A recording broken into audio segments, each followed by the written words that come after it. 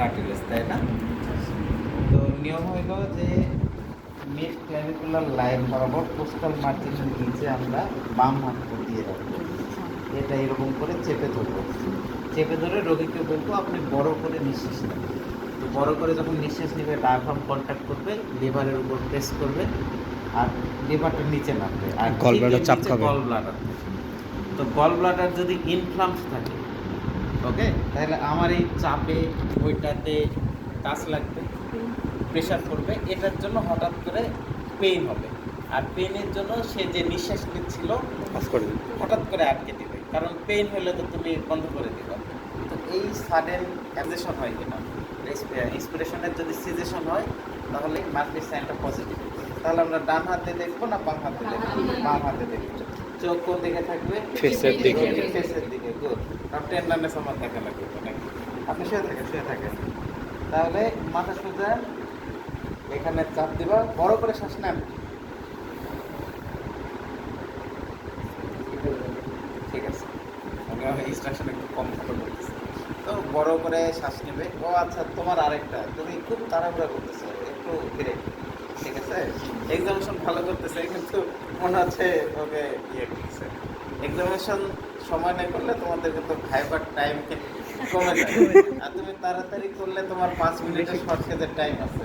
যত তাড়াতাড়ি শেষ করবে কোশ্চেন আসবে অনেক বেশি। ওগুলো ওভারঅলই দেয়, শুধু এক্সামিনেশনের উপর নাম্বার না। ঠিক আছে, তখন তো তোমার কোশ্চেন না করলে নাম্বার দিবে না ওগুলা। ঠিক আছে, তোমাদের এক্সামিনেশনে তো পুরাটা দেয় না, ঠিক আছে, খুবই অল্প দেয়। যে এক্সামিনেশন করলে ধরো বললো যে শিপিং বাংলাদেশ পরীক্ষা যাবে, এরকম ফুল অ্যাবডোমেন এক্সামিনেশনটা কমই দিবে, সময় কমই। ওকে, তাহলে মার্কিস সাইন গেল। ডিউটোনাল পয়েন্ট টেন্ডারনেস কোন জায়গায় দেখেন? এই যে জিফার প্রসেস আমব্লিকাস, এটার 2/3 1/3 জাংশন, এটার just laterally 2 centimetre above 2 centimetre. ঠিক আছে, জিফার প্রসেস, তারপরে আমব্লিকাস 2/3 1/3 জাংশন, ল্যাটারালি 2 সেন্টিমিটার আপ। ঠিক আছে, ল্যাটারাল আপ উপরে 2 সেন্টিমিটার করে। এই জায়গা হলো ডিউটোনাল পয়েন্ট।